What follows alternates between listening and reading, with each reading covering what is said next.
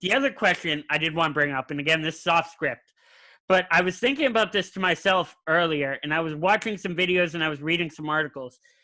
If I'm the Miami Dolphins, and I just picked up Tua Tagovailoa with the fifth pick, mind you, my first pick.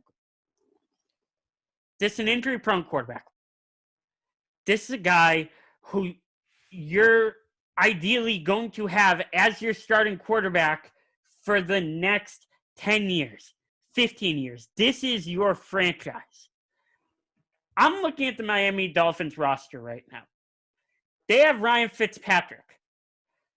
If I'm Brian Flores, I am not letting Tua play a single snap this season until maybe week 17. I'm not letting Tua get on the field before he gets a full redshirt season behind a veteran quarterback and can watch and can learn. I even feel like Josh Rosen got on the field too early. Wasn't ready. Didn't look ready. At least in Arizona, didn't look ready, stunted his growth, went to Miami, looked okay, but then they decided, well, Ryan Fitzpatrick's better. Now, Tua Tagovailoa is significantly more talented than Josh Rosen, and I really like Josh Rosen. I still think he could be a valuable franchise quarterback for a team like New England. I was even rooting for the Patriots to go out and trade for him. But Tua's a more special quarterback. Having said that, if you're injury-prone traditionally, if you're injury-prone in college, it sometimes can follow you to the NFL. Patrick Mahomes, because Patrick Mahomes happens to be the exception for freaking everything, Patrick Mahomes seems to be okay aside from that dislocated kneecap that we talked about last night. Carson Wentz keeps getting hurt. Sam Bradford kept getting hurt. You see guys who have trouble and it follows them. And for me, I think the safest way to get Tua Tagovailoa to be the elite franchise quarterback that we all know he can be, I'm letting him redshirt a year behind Ryan Fitzpatrick. I'm letting him watch Josh Rosen. Frankly, I might even be considering getting rid of Josh Rosen, but I'm letting him be around Ryan Fitzpatrick, be around the veteran guys like Kyle Van Noy. And just like Patrick Mahomes did, when you unleash him in the second season, I think he's going to be a stud. I can't think of a better situation he could have gone to besides maybe backing up Brady or Rodgers, but Rodgers wouldn't have helped him, than being behind Ryan Fitzpatrick. I mean, maybe going behind Matt Ryan, but, I don't think Atlanta's getting rid of him anytime soon. Ryan Fitzpatrick knows he's the one-year deal, knows that his job might be to groom Tua. It probably is to groom Tua. I wouldn't be surprised if Brian Flores said that to him already. What do you guys think? Do you think I'm nuts to let him redshirt for a year, or do you think, hey, I just drafted this stud in the 5th round. I want to win some games. Let's get him on the field. Andrew, what do you think? Andrew Norris, not you, Effie. My immediate thought is, yes, you got to sit them. They have to have self-awareness. They know they're not going to win the Super Bowl this year with the roster that they have. It's not going to happen. And, you risk that injury, you're pushing everything back 3 years at that point if it's a bad injury. You sit him 1 year, he could easily be, you look at it almost like Ben Simmons in the NBA, but he could be a rookie of the year in 2021, and he could be an absolute stud.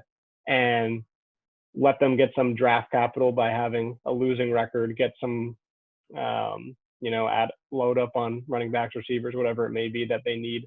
And Justin Ross is coming out next year. Be ready for 2021. And I mean, a full healthy Tua could be rookie of the year, in my opinion, but I just don't think that it's worth it at this point. Yeah. And once again, I think you're more looking to the future than trying to win this season, especially.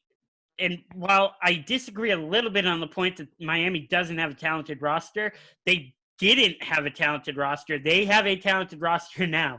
You pick up Shaq Lawson from the Bills, pick up Van Noy, Ted Karras, Landon Roberts from the Patriots, pick up Byron Jones from the Cowboys, and then you draft an offensive lineman, draft a corner. I think the Dolphins are going to look pretty good this year. Good offseason. I don't want to rush it.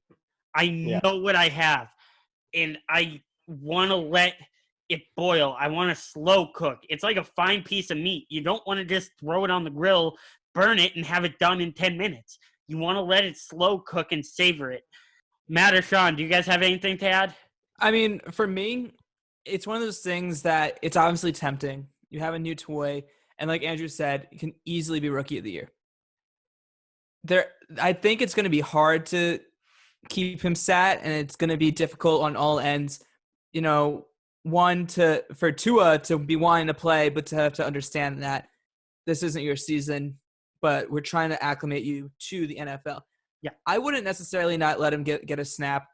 If there's certain games where they feel confident, they can just throw him in, let him feel what it's like to be on the field with a real NFL defense, get an idea of what it's going to be like when it's his time to shine. That, I think, would be the best route. Definitely not in the first half of the season. By the second half, though, I wouldn't start him. I wouldn't even play him for any full quarters. But let him – garbage time. Yeah, let him just get a couple snaps in, get an idea of what it's going to be like. And maybe put him in week 17. Let him get those last reps. But exactly. No, I agree. I think you want to give him a little bit of a sense, but at the same time, I'm not – like I said, this is their future.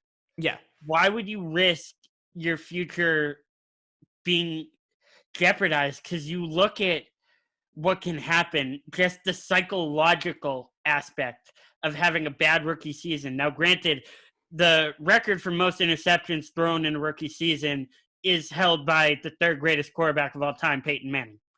So, granted, you can bounce back, but you look at guys like David Carr, Joey Harrington,